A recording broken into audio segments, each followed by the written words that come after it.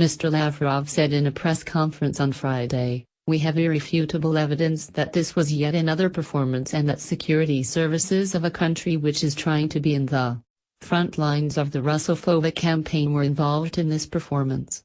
He announced that Russian experts had examined the site of the alleged attack in the city, and found no trace of chemical weapons, but Mr. Lavrov failed to mention the country he alleges is spearheading a Russophobic campaign with the fabrication. The foreign minister's comments come after the U.S. and several of its allies accused Damascus of using chemical gas during an offensive in Douma, killing up to 70 people. U.S. President Donald Trump also accused Russia of renovating Syrian President Bashar al-Assad and promised to make a decision within 48 hours on his response to the alleged chemical weapons attack, threatening to launch new missiles at Syria, according to the foreign minister.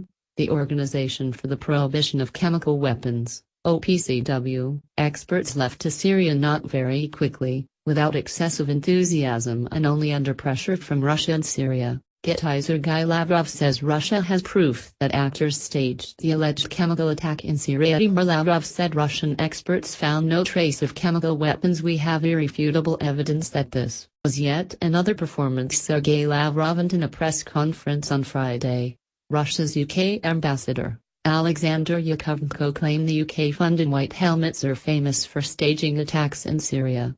He said, "Syrian authorities were immediately blamed for the so-called attack. No proof was presented and no questions were asked.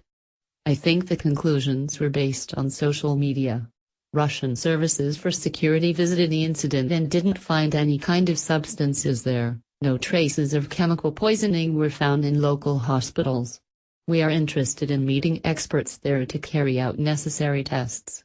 He added, "At the request of the Syrian government, OPCW experts will be on ground tomorrow. We would like them to visit the place of the alleged incident and take samples, not just studying social media images and stories." The foreign minister has accused the state of spearheading the Russophobic attack. Prime Minister Theresa May has said it is highly likely that Syrian President Bashar al-Assad's government was responsible for the attack. Mrs. May said on Wednesday, "All the indications are that the Syrian regime was responsible.